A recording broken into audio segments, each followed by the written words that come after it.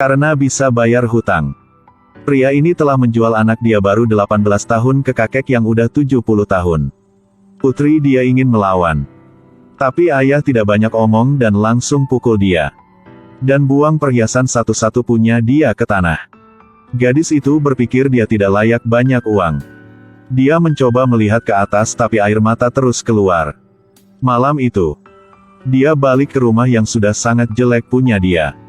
Ketika dia ambil roti sudah busuk dan menggigit 2 kali. Ternyata ayah dia dengan kreditur datang ke rumah minta uang. Mendengar anak bilang hari ini tidak bisa ambil gaji. Dia langsung pegang kepalanya dan mulai pertarungan kekerasan.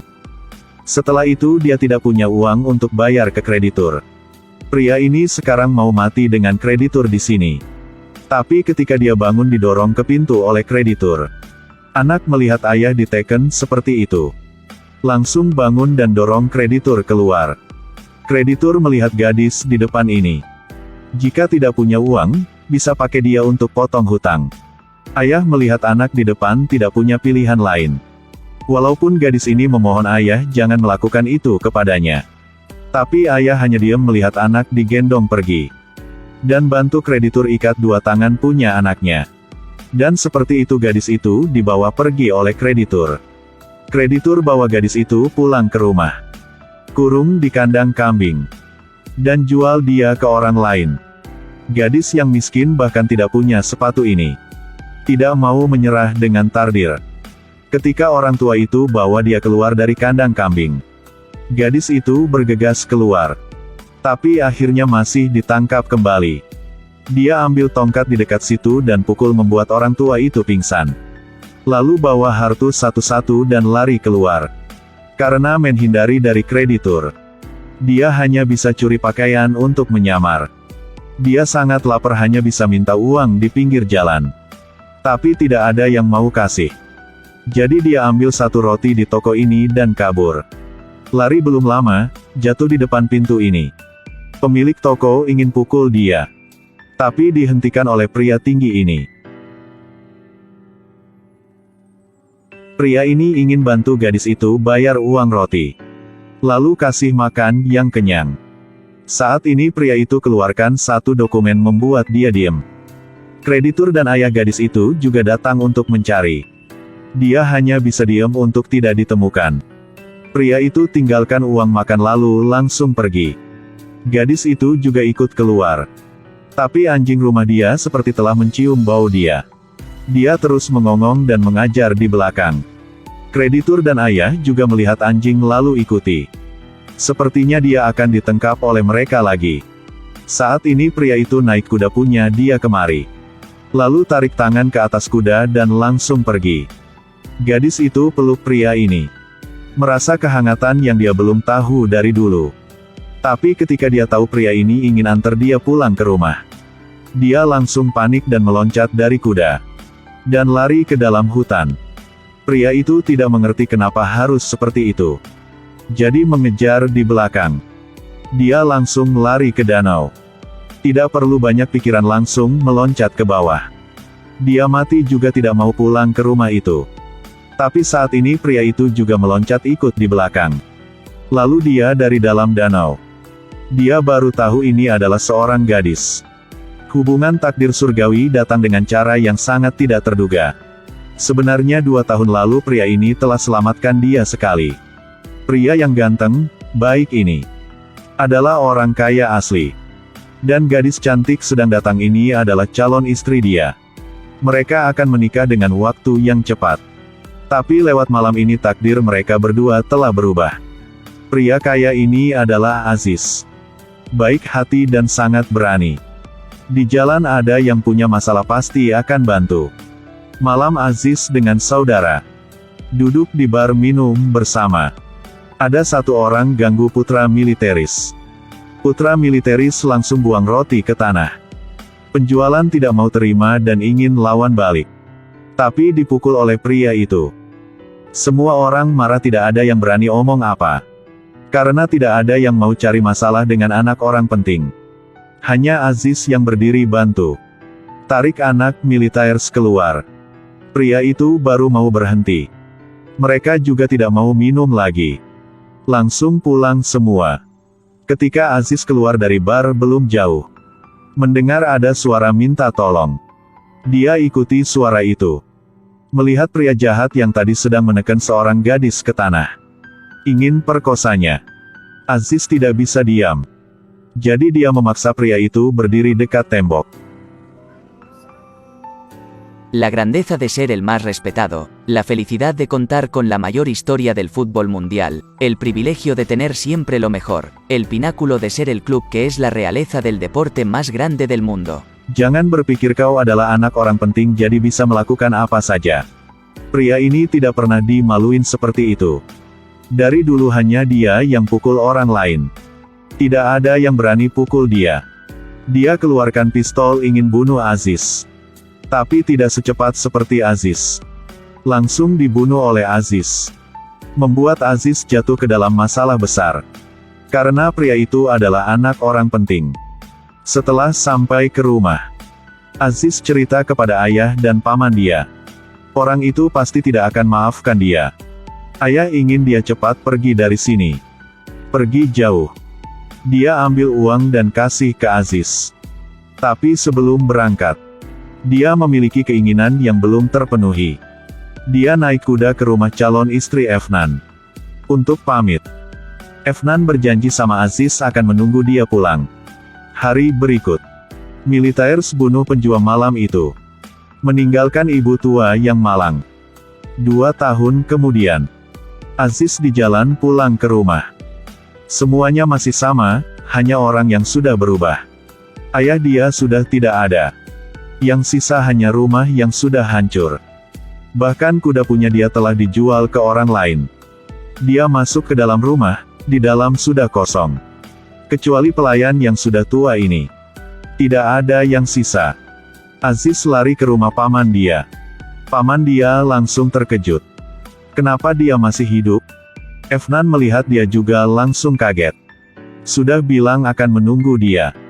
Kenapa menikah dengan saudara dia? Aziz perhatikan rasa malunya Efnan. Mengerti dan langsung keluar dari rumah paman dia. Di jalan pulang, adegan romantis saat dia pamit sama calon istri terus muncul di kepala dia. Dia tetap tidak bisa mengerti. Efnan sudah bilang akan menunggu dia. Kenapa sekarang berubah? Efnan setelah pulang langsung buang cincin kawin dia. Setelah berpikir dengan waktu cukup lama, dia datang ke rumah punya Aziz. Mencurahkan pikiran. Tinggalkan untuk Aziz 1 surat. Berharap bisa ketemu dengan Aziz di tempat yang lama. Ketika Aziz sedang makan dengan gadis ini, tiba-tiba surat punya Efnan kirim datang. Dia ingin bertemu dengan Efnan.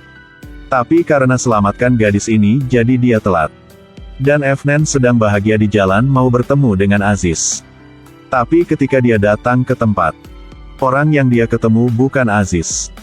Tapi suami dia Adem. Sepertinya dia ingin mati bersama Aziz. Efnan bagaimana bisa tega melihat mantan pacar disakiti. Jadi dia ambil pistol dari tangannya. Tidak hati-hati menembak ke tubuh suami dia. Yang Efnan tidak tahu adalah, berapa jam yang lalu, mantan dia telah meloncat ke air untuk selamatkan seorang gadis 18 tahun ini. Dan naik kuda bawa gadis itu pulang ke rumah. Dan kasih uang untuk gadis itu beli pakaian baru. Gadis itu tidak senang sama sekali. Kau sedang ketawa saya? Sangat sulit saya baru bisa lari dari rumah. Kau antar saya pulang. Dia lempar uang ke tanah. Membuat pria itu tidak bisa mengerti dia harus melakukan apa. Dia sekarang belum punya kerjaan. Bagaimana bisa bantu gadis ini? Jadi dia hanya tidak berdaya dan pergi dari situ. Di saat dia ingin belok ke jalan ini, melihat kreditur sedang bawa pistol di jalan mencari gadis itu. Jadi dia berubah lagi pikirannya. Langsung balik ke tempat tadi. Bawa dia ke rumah. Ketika sampai ke rumah Efnan sudah datang mencari Aziz. Dia dari jauh melihat seorang gadis di dalam rumah. Jadi hati hancur langsung pergi. Aku menunggumu di sana. Dan kau sedang di sini dengan orang lain. Apa kau sudah tidak punya hati? Aziz tidak ingin jelasin apapun. Dia melihat pistol di tangan Efnan. Efnan hanya bisa ceritakan semua karena dia ingin melindungi Aziz jadi tembak mati Adem. Aziz mendengar itu langsung pergi cari Adem. Efnan ke dalam rumah. Dan sifat seperti dia adalah pemilik rumah ini. Duduk di kursi suruh Dilruba ambil air minum. Aziz di rumah teman menemukan Adem. Kondisi dia baik, hanya luka di kulit. Adem sangat menyesal karena tindakan dia. Harusnya dia jangan curiga dengan Aziz. Dan berharap akan dimaafkannya. Tapi dia tidak tahu. Jika tidak telat di jalan. Mungkin sekarang kedua sudah kabur. Keesokan hari. Aziz bawa Adem balik ke rumah. Kedua ingin bersembunyikan masalah kemarin.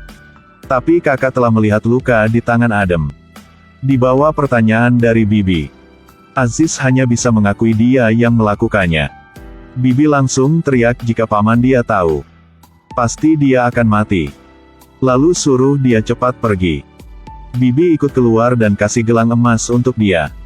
Ingin dia pergi dari kota ini, jangan pulang lagi. Aziz berpikir ini adalah tempat dia lahir. Jadi dia tidak akan pergi. Dan terima kasih dengan niat baiknya. Di sisi lain, Efnan tidak tidur panjang malam. Dia melihat gadis di depan dengan pakaian yang robek. Dia tidak bisa mengerti. Dia kalah apa dengan gadis di depan ini.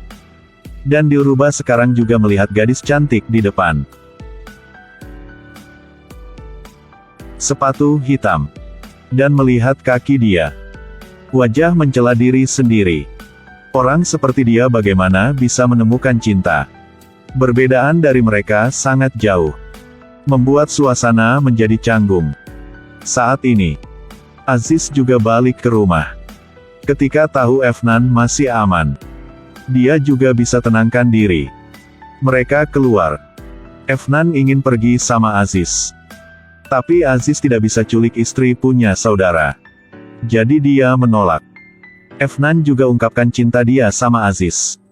Dilruba di dalam rumah melihat adegan itu. Merasa sangat mengagumi mereka. Saat ini ibu Efnan juga datang. Antar Efnan pulang ke rumah.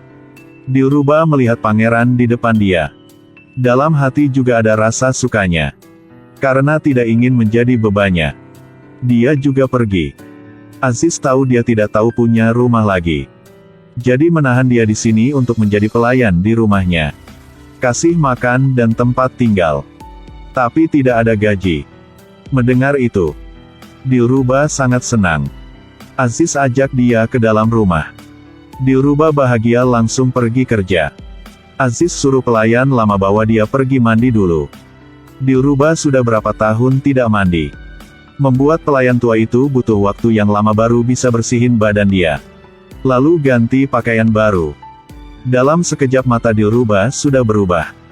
Aziz melihat dia langsung senyum. Ikat rambut untuknya. Saat ini Dilruba sudah tenggelam di dalam cinta. Seorang kaya seperti Aziz ingin bangkit kembali. Bisa bersama Dilruba tenggelam di dalam laut cinta.